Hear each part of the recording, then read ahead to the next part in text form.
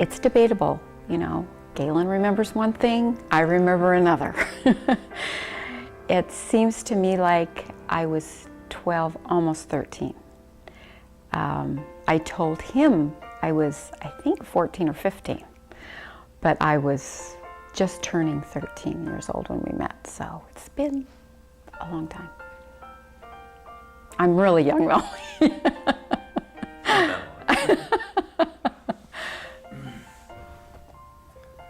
We have known Gaylon since the beginning of time. I knew Gaylon from the time that I was 17. Well, and I met Gaylon when he first moved into the neighborhood. And I just need to say, you can't know Gaylon without knowing Jean. The two of them go together hand in hand. You can't. Well, I knew Gaylon before Jean. Okay. Gaylon was a full-time missionary in Northern California, and he would come to our house, my parents' home, and have dinner. And who'd have thunk it? And So how many years later, we'd end up in the same neighborhood. And what fun they are. They have enriched our life beyond enrichment. And without them, life would have been really dull and tremendously fun. Yeah, we've had a lot of good times with Jean and Gaylon over the years. And hope to have many, many more good times with Jean and Gaylon. And I want you to say, I don't know what order we're going in here, Jean and Gaylon, but I want you to know that you're the only one of our friends that came to Venezuela to be with us. And you came at a time that was really good for us. I mean, we were down and tired, and you just picked us back up, and we knew we could finish the last year. We just didn't know we were going to finish it so fast. So we really finished it good because of you guys. So. In fact, maybe it was because of you guys that we got thrown out. Gaylon, what did you do? When we let you out of the car in the plaza, what did you really do? You walked away and around. Where were you? No, the people loved you. And even as we left, they asked, how were the Coateses? How were the Coateses? Wherever you go, you leave a wonderful impression and a wonderful impact. And it's just fun to have you with us. You always leave a trail.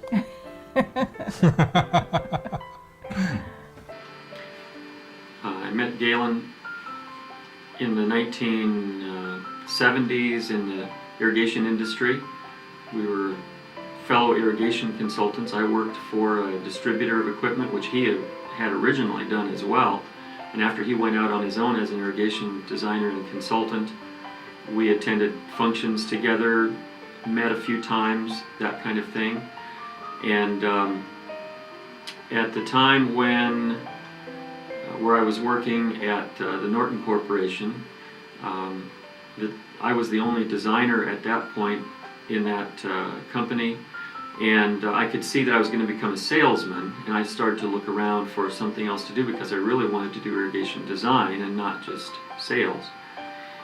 And I put my resume out, and Gaylon somehow found out about that, and he gave me a call.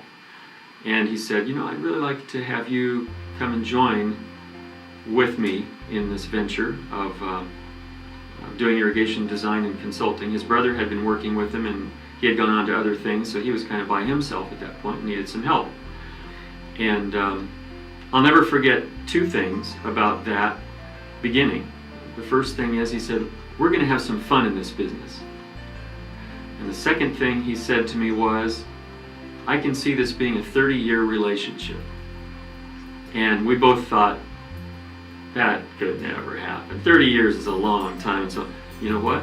It's been 22 now. So it's been a good long relationship, and that's how it got started, really.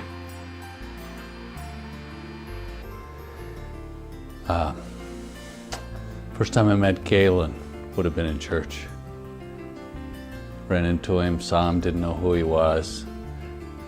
He wasn't nearly as gray then. Didn't have nearly as many wrinkles.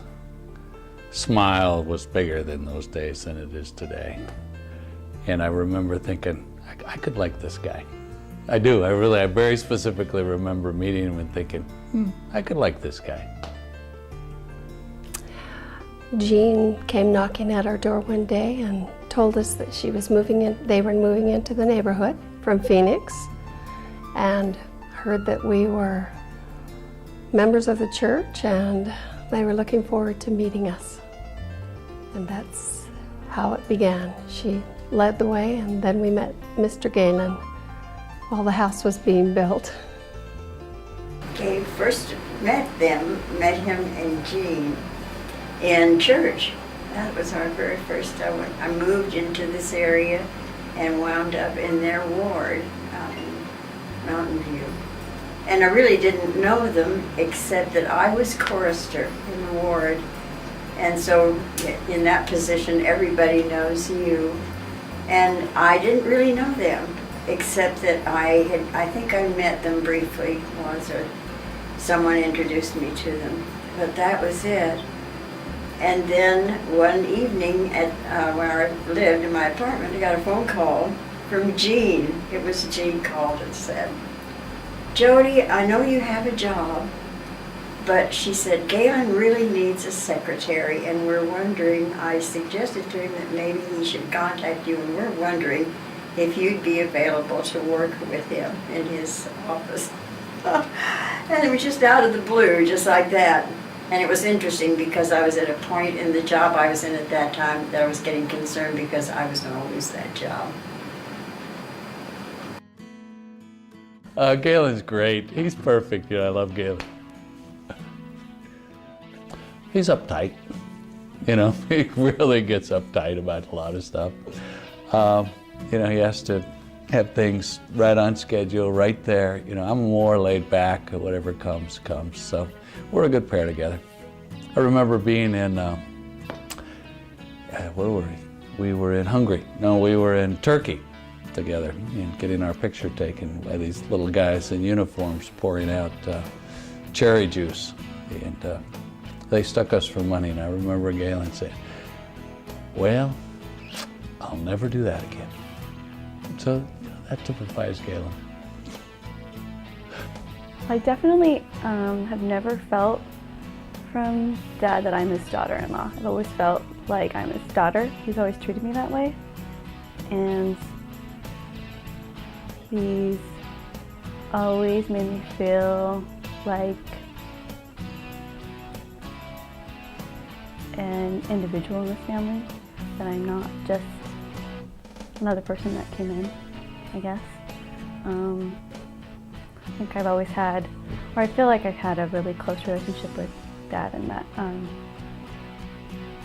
know, I guess I could tell him anything, and he's always, I don't know, he's just, I don't know, we're just buddies. That's how I would describe it the best, we're just buddies. He's fun. He's a fun guy. He's intense at work at times, but overall I think he's a free spirit. He's a fun guy.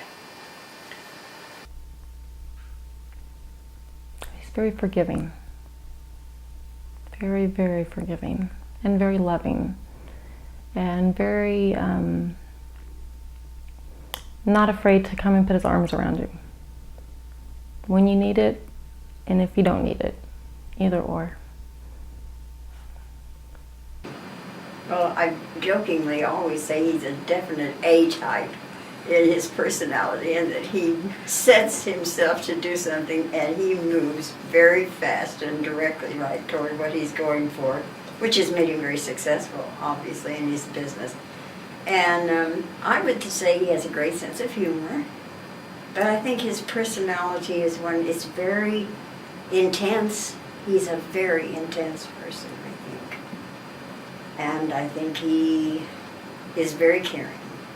I think he's a very compassionate and caring person along with all of that. And does have a very unique sense of humor.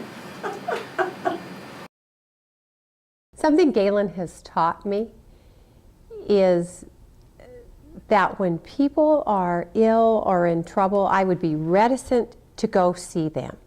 And he's always the first in line to go to the hospital, to go to someone's house. And I have stood back and observed that and see that people across the board are so appreciative, so grateful. I guess he's given me courage to step up when I feel like maybe they don't know me, maybe they don't want me. That's one thing I've learned from Gaylon. Dedication. Staying close to your morals and your values. Dad has always been real steadfast in what he believes, and he just doesn't really skip a beat. He just kind of stays the course, and no matter how he's feeling or what's going on in his life, he just kind of tries to stick with it and relies on his faith to kind of pull him through, no matter what's going on. And that's really cool. It kind of helps me understand what I need to be, what I'd like to be. He's got a great attitude. I think that pulls him through, and his faith pulls him through.